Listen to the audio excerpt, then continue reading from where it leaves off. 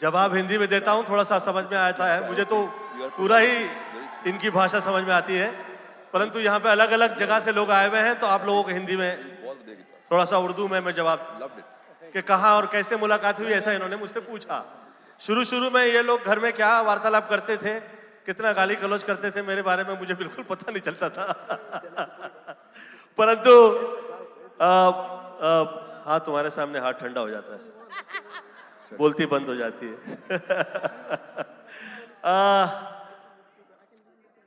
मेरी इनके साथ मुलाकात मेरे आदरणीय मामा जी, जिनके साथ मैंने पहली फिल्म साइन की, आप ही के घर में हुई, और आप उनके रिश्ते में साली हैं। तो जिस वक्त मेरी इनके साथ मुलाकात हुई, अब मैं जो है, हम लोग दोनों की सोच जो है बहुत ही मुख्तलिफ है, दोनों अलग अलग, मतलब मैं पूजा प्रार्थना वाला, ये इतनी सी स्कर्ट और हाथ में डॉगी लेके आई चिंगम चबाते हुए। मैंने सोचा ये कोई अलग टाइप की आइटम है यार।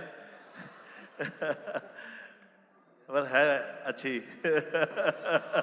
वो तो अंदर अंदर मेरे थोड़ा सा हुआ मुझे गुदगुली, और मैंने सोचा दोस्ती तो कर ही लेते हैं। तो मुलाकात हुई, दोस्ती में तब्दील हो गई, लेकिन वो जो दिल में प्यार था, वो मुझ जैसे लोगों के, बहुत सारे ऐसे लोग होते हैं जो लोगों की लव स्टोरी दिल में होती है और दिल में ही रह जाती है, पर ये थोड़ा तेज निकली और इन्होंने लपक के मेरा हाथ पकड़ लिया, और जहां से हाथ पकड़ा है उसके बाद हाथ छोड़ा नहीं कभी। तो हम लोगों की मुलाकात बहुत पहले हुई, लेकिन प्यार जिस दिन हम लोगों की मेरी फिल्म शुरू हुई थी, उसका जो पहला दिन था, वो पहले दिन में ही प्यार शुरू हुआ है, वो गुड में आई है। और मैं सदैव कहा करता हूं कि पुरुष के ऊपर वाले ने सिर्फ काम दिया हुआ है, परंतु भाग्य जो है वो स्त्रियों के दिया हुआ है। मैं आपको बीच में एक बात पूछना चाहता हूं। तपाईले विवाह गरेपछि सब पता है। बहुत साल उस टाइम पे जो है हम लोग छुपे रहे होते थे, लोगों को पता लग जाता था कि इनकी शादी हो गई है, तो इंटरेस्ट, मतलब शायद ही इंटरेस्ट रहे, तो लोगों को पता लग जाए कि भैया शादी हो गई है, तो मतलब कि अब ये हीरो जो है उतना ज्यादा शायद ही फेमस हो पाएगा जैसे कि जो शादीशुदा नहीं होते हैं।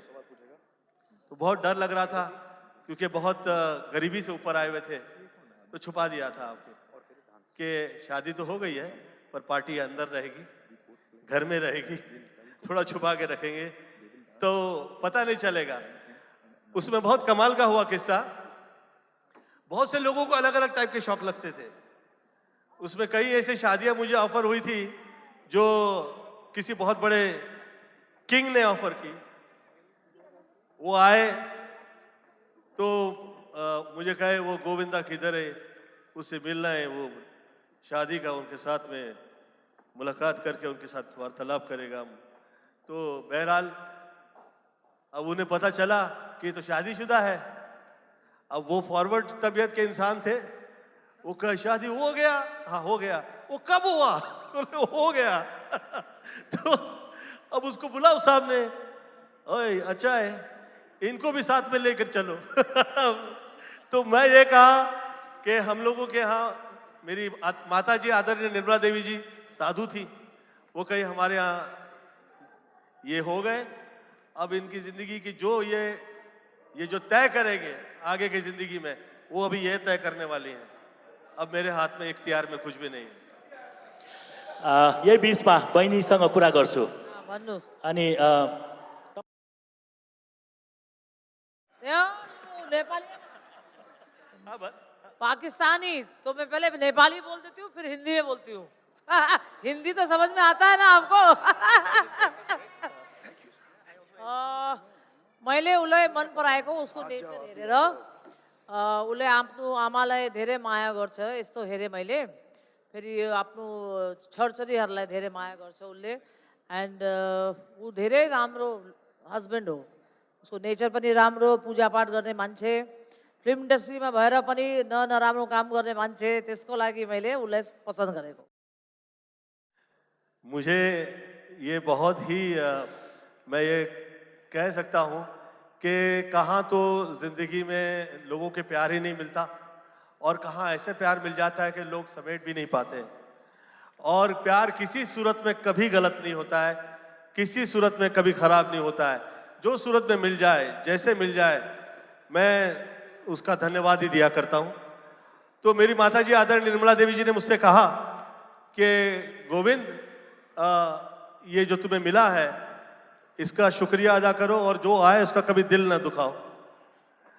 अब दिल ना दुखाएं ये एक अलग सब्जेक्ट है और कितना दूर तक कैसे मेंटेन रखना है ये बहुत अलग एक सब्जेक्ट हो जाता है। अब वो हर चीज तो मैं एक्सपोज नहीं कर पाऊंगा यहाँ पे।